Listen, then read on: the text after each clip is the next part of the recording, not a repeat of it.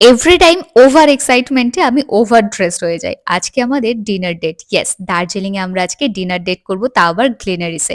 এটা আমার কাছে একটা ড্রিম ছিল। আর এই জায়গাটা, ও মাই গড! এত সুন্দর করে সাজানো ছিল, জাস্ট মুখে বলে বোঝানো যাবে না।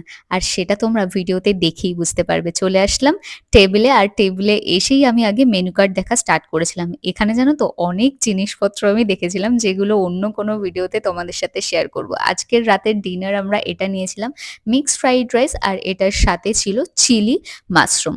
যেটা আমি আর শুভ দুজনেই না খেতে ভীষণ ভালোবাসি, আর আমরা ভীষণ ভালো, ভালো খাবার খেতে পছন্দ করি।